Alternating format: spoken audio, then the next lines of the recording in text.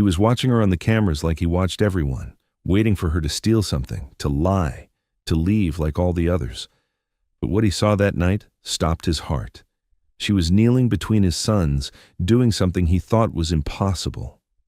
And when Gerald Smith realized what it meant, his coffee slipped from his hands, the mug shattered on the floor, and he fell to his knees, because everything he thought he knew about her was a lie. Gerald Smith's house was full of silence, not the peaceful kind, the kind that stays after you've lost too much, heavy, thick, like something died and never left. His twin boys used to make noise. Mason and Henry running through these rooms, laughing, crashing into furniture and each other, but that was before the accident, before their mother died, before they came home in wheelchairs, 4 years old now, barely speaking, barely looking up. Gerald tried everything, the best doctors, the best equipment, nothing worked. So he did what he knew how to do. He built walls, high ones, 26 cameras, every hallway, every corner. Because in 3 years, 7 people walked through that door to help, and 7 people betrayed him. 1 sold photos of his sons to the press, 1 stole medications, 1 disappeared with their therapy schedules in the middle of the night. Trust wasn't something he gave anymore. It was something people took. So when Samantha Brown showed up that morning in March, 1 small suitcase, quiet, too calm, Gerald handed her a contract and didn't ask questions. She was just another risk, another person he'd have to watch. And watch her, he did, through the cameras, every day, every night, looking for the lie, the moment she'd slip. But 2 weeks later, something happened, something he didn't expect. Late at night, his sons woke up crying, and Samantha went to them. Gerald stood frozen in the hallway, listening through the monitor as she sang them back to sleep. A lullaby, the same one his wife used to sing, the same one no one else knew. Gerald's hands went cold. How did she know that song? He waited until she left the room. Then he went into her quarters and searched. In the top drawer, he found a photograph, face down. When he turned it over, his world stopped. But before we continue, hit like, subscribe, and tell me where in the world you're watching from. Because if you've ever wondered whether God really sends people into your life exactly when you need them, this story will give you your answer.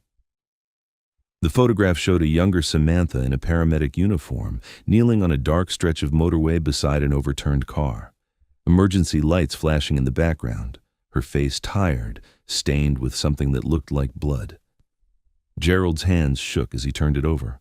On the back in careful handwriting, September 17th, 2022. M25. The night everything changed. For them, for me. Rachel's last words. Find my boys. Promise me. He sat down hard on the edge of her bed. September 17th, 2022. The night of the accident, the night Rachel died, the night Mason and Henry stopped walking. Samantha had been there. She wasn't just some caregiver his security team found. She was the paramedic who responded to the crash, the one who pulled his sons from the wreckage, the one his wife, his dying wife, spoke to in her final moments, and Rachel had asked her to find them. Gerald's chest tightened, his breath came shallow. He pressed his palms to his eyes, trying to make sense of it. Why hadn't she told him? Why walk into his house, sign a contract, pretend to be a stranger, when she'd been there the night his entire world shattered? His phone was in his hand before he realized it. He opened the browser, typed in, London Ambulance Service. September 17th, 2022, M25 accident. News articles filled the screen. He'd read them all before, hundreds of times in the months after it happened, searching for details, for answers, for something to make sense of why Rachel had to die. But now he was looking for something different. He scrolled, clicked, read faster. First responders arrived within minutes.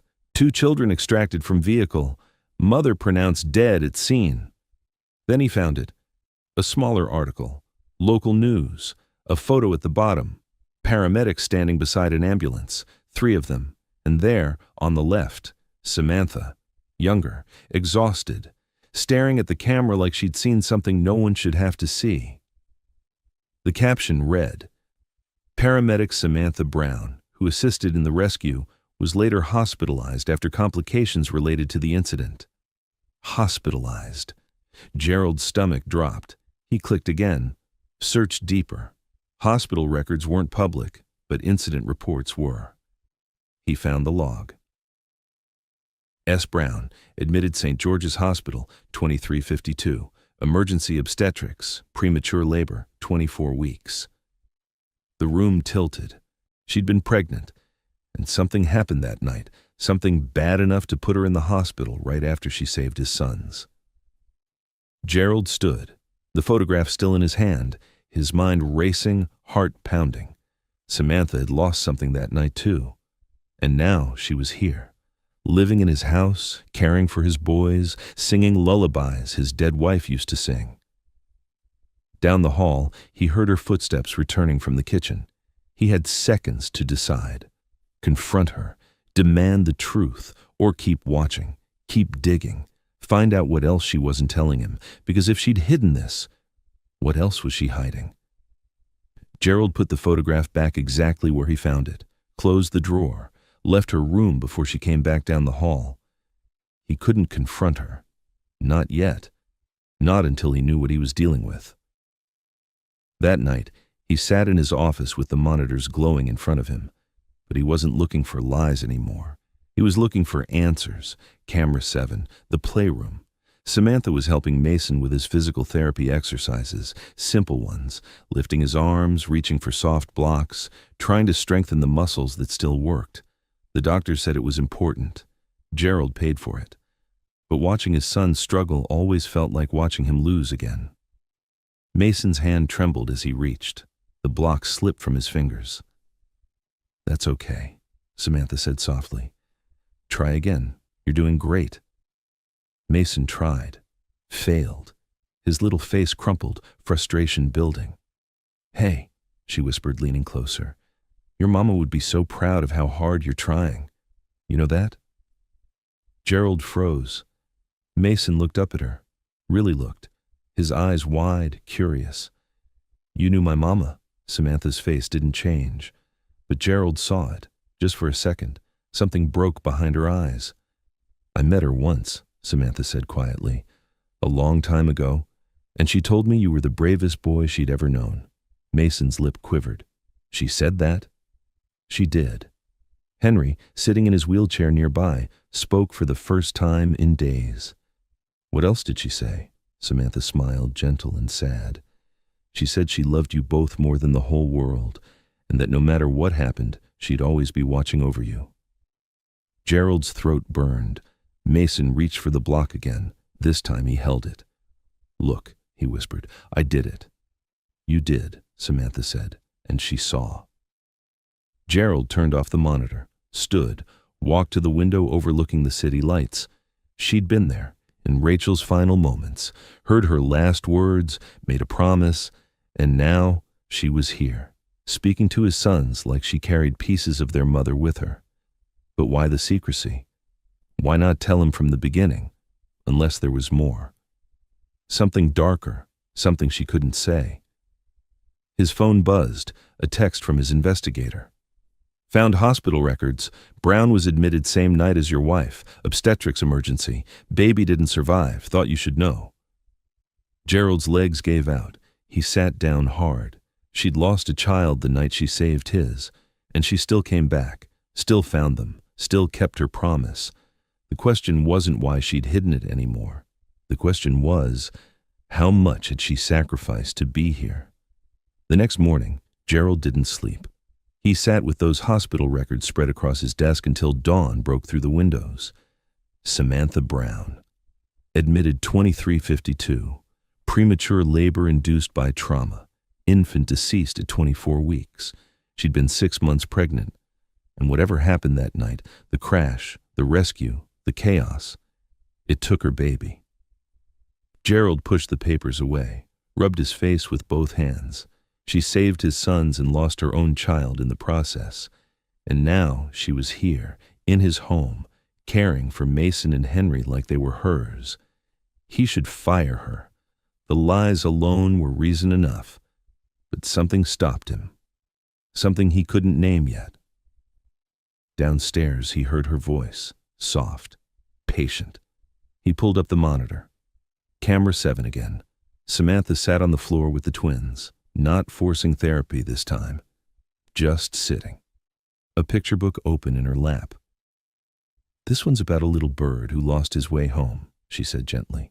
"But he kept flying, kept looking. And you know what? He found it."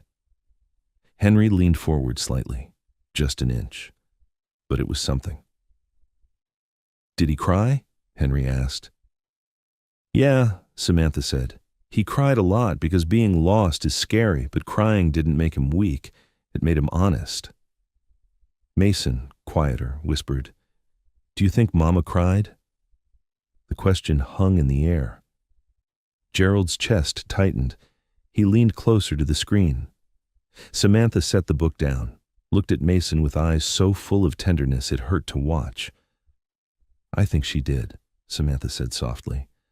"I think she cried because she didn't want to leave you. But I also think she knew you'd be okay, because you're stronger than you know." Mason's face crumpled. "But I'm not strong. I can't even walk." "Strong isn't about walking," Samantha whispered. "It's about waking up every day, even when you're sad.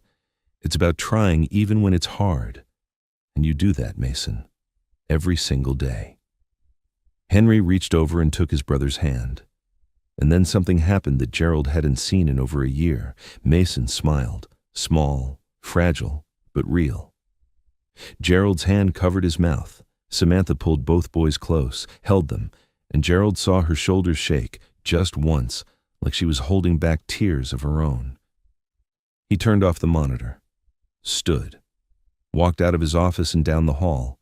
He had to know, had to ask her directly. But when he reached the playroom door and looked through the window, he stopped. Because what he saw wasn't a caregiver doing her job. It was a woman mourning with his sons, grieving alongside them, like she understood their pain in ways he never could.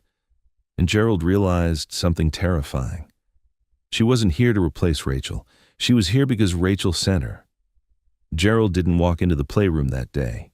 He turned around, went back to his office, closed the door. He needed time, space, something to make sense of what he was feeling. Because the truth was starting to terrify him. Over the next 3 days, he watched her more carefully than ever before. But he wasn't searching for deception anymore. He was searching for proof that what he was seeing was real. Every morning, Samantha woke before sunrise. He saw her through camera 4, the kitchen, making breakfast for the twins. Not the meals the chef prepared, her own. Scrambled eggs, toast cut into shapes, fruit arranged like little suns on their plates. Small things, thoughtful things, things a mother would do. At night, after the twins were asleep, she stayed in the playroom, folding their blankets, organizing their toys, sitting by the window with her Bible open in her lap, lips moving in silent prayer. Gerald zoomed in once, close enough to see her face. She was crying.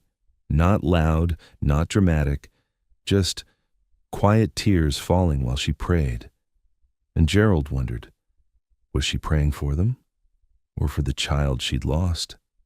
One afternoon, Gerald's assistant brought him financial records he'd requested, bank statements, 3 years' worth.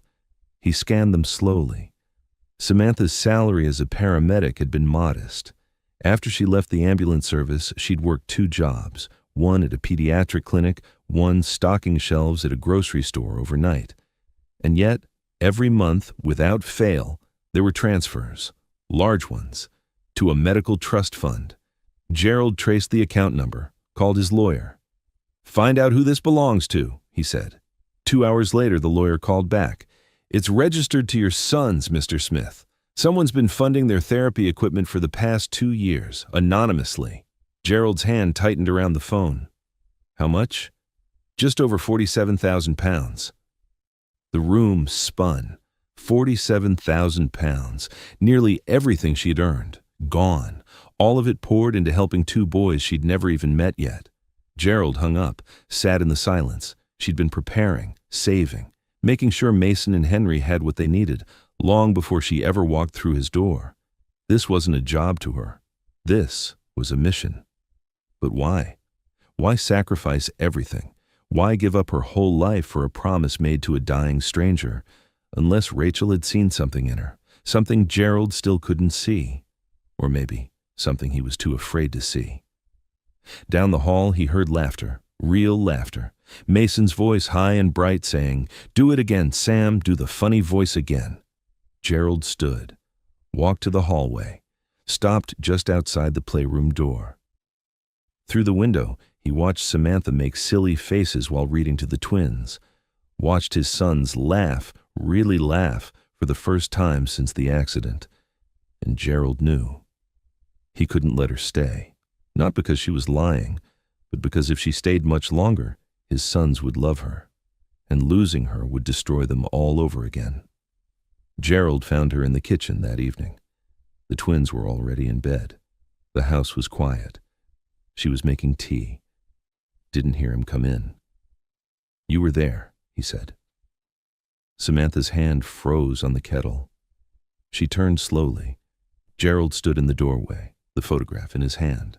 Her eyes dropped to it, and he saw everything in her face, recognition, fear, relief, like she'd been waiting for this moment. "Yes," she said quietly. "You pulled them out of the car." "I did." Gerald's voice shook. "My wife spoke to you." Samantha's eyes filled. She nodded. "What did she say?" His throat burned. "Tell me exactly what she said." Samantha set the kettle down, took a breath. She was in the front seat. "Badly hurt. We knew..." Her voice cracked. "We knew she wasn't going to make it, but she was still conscious, still fighting. And when we got Mason and Henry out, when I told her they were alive, she grabbed my wrist." Gerald's hands trembled. "She looked at me," Samantha continued, tears streaming now, and she said, "If I don't make it, promise me you'll find my boys. Love them the way I would have." Gerald's knees weakened. He gripped the counter. "I promised her," Samantha whispered. "Right there, I promised." "And your baby?" Gerald's voice broke. "You lost your baby that night." Samantha closed her eyes. A sob escaped. "The trauma. It triggered early labor. My daughter was born at the hospital while your sons were in surgery." She wiped her face. "She lived 20 minutes. I held her.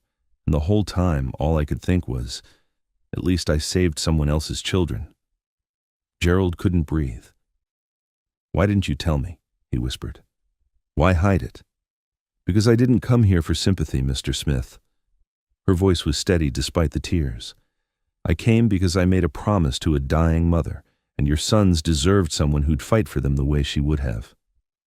"The money," Gerald said, "the equipment, that was you. They needed it. You gave everything." They were worth it. Silence hung between them, heavy, unbearable. Gerald looked at her, really looked, and saw someone who'd sacrificed more than he could comprehend, someone who'd kept a sacred promise when most people would have walked away. And it terrified him, because his sons already loved her. And if she left, if she betrayed them like everyone else, they wouldn't survive it. "I need you to go," he said. Samantha's face shattered. "Mr. Smith, pack your things. I want you gone by morning." "You came here under false pretenses," Gerald said. His voice was cold, controlled. "You had a personal connection to my family that you deliberately hid." "I came here because your wife asked me to." "My wife is dead," the words exploded out of him. "And you've been using my sons to heal from your own loss. That's what this is. You lost your baby and now you're..." "Don't," Samantha's voice cut through, quiet but firm. "Don't do that." But Gerald couldn't stop. Fear makes people cruel, and he was drowning in it. "You manipulated your way into our lives, made yourself indispensable. And what happens when you leave, Samantha? What happens when you get what you need from them and walk away?" "I would never." "Everyone leaves," his voice broke. "Everyone." From down the hall, a small voice. "Sam?" They both froze. Mason, awake, listening. "Where's Sam going?" Henry's voice joined. Samantha's face crumpled. She moved toward the hallway, but Gerald stepped in her path. "Don't," he said. She looked at him, and the pain in her eyes was unbearable.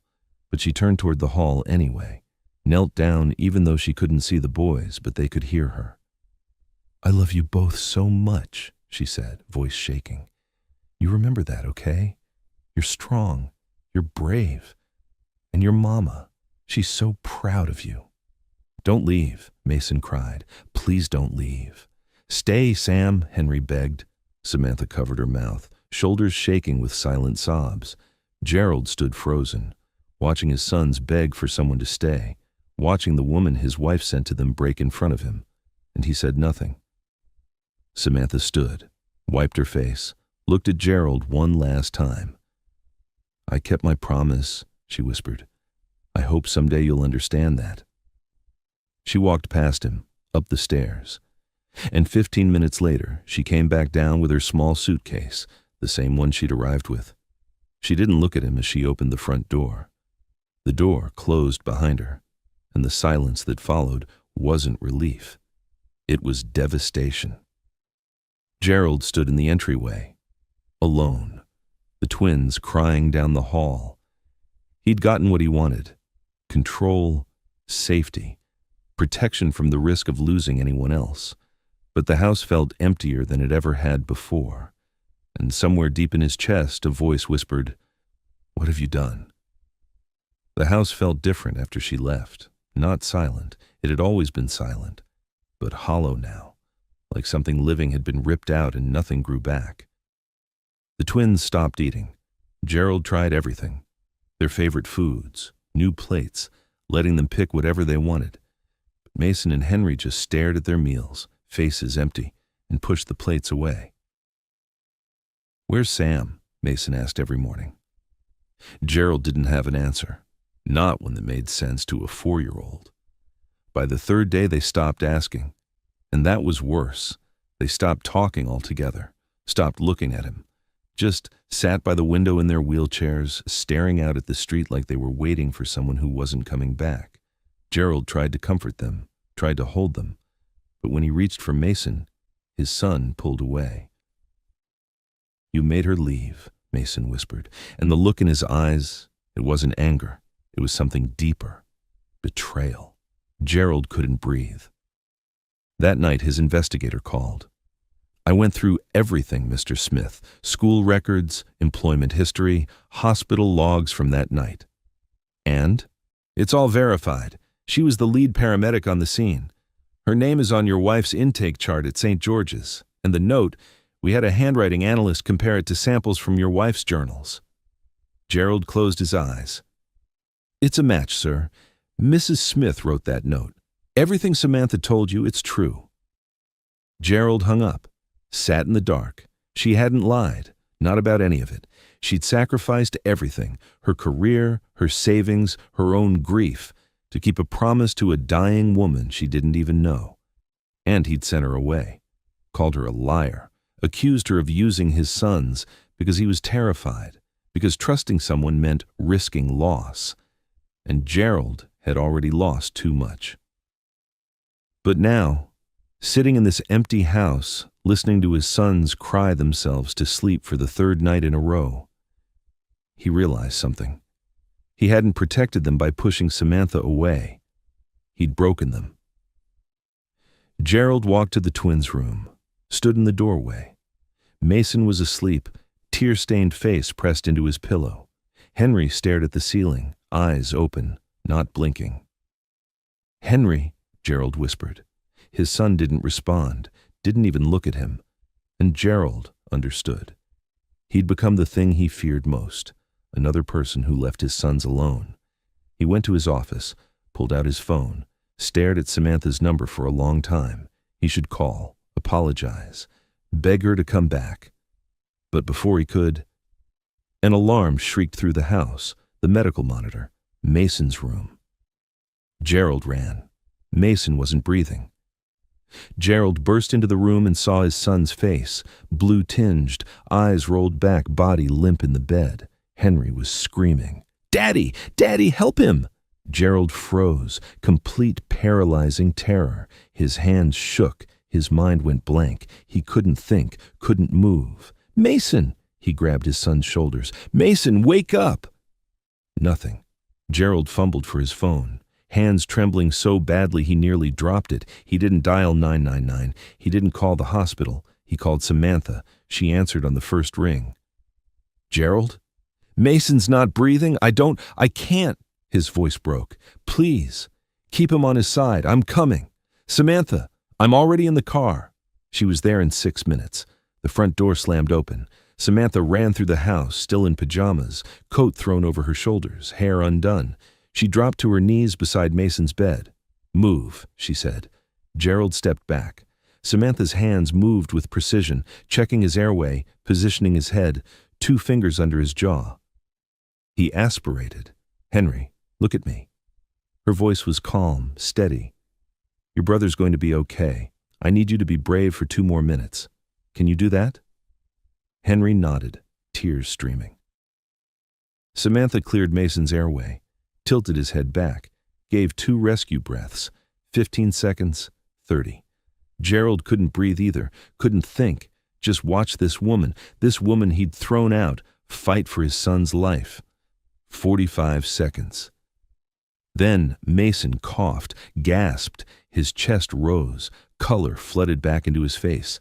Samantha held him, monitoring his breathing, one hand on his chest, the other cradling his head. "You're okay," she whispered. "I've got you. You're safe."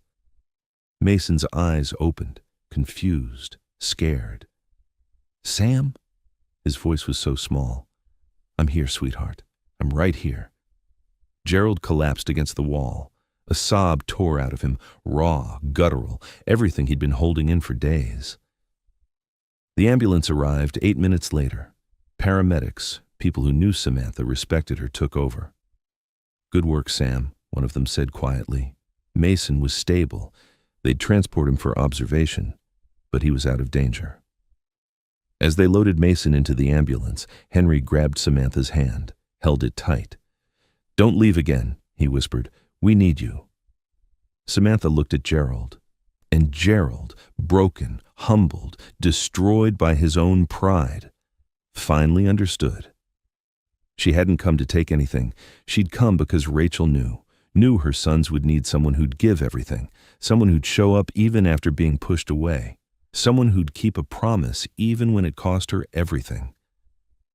She was the answer to a prayer Gerald didn't know his wife had whispered, and he'd almost lost her. The hospital corridor was cold, sterile. Gerald sat in a plastic chair while doctors examined Mason. Samantha sat 3 seats away, exhausted, still in her pajamas. Gerald couldn't stop looking at her. "You saved his life," he whispered. "I kept my promise." Gerald moved to the chair beside her. "I don't know how to do this. I don't know how to trust people. I don't know how to let someone in without feeling like I'm losing control of everything." Samantha looked at him. Her eyes were tired but kind. "Control won't keep them safe, Gerald. Love will. I said terrible things to you. You were scared. I'm still scared.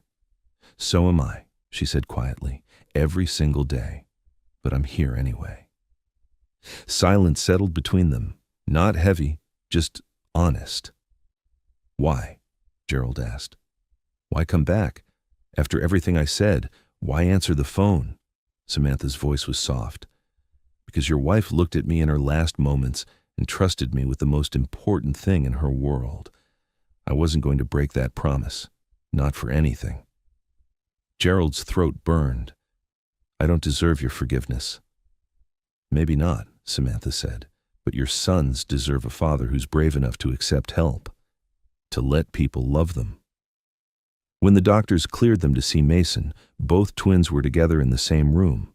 Mason awake, tired, Henry holding his brother's hand. Gerald knelt between their beds.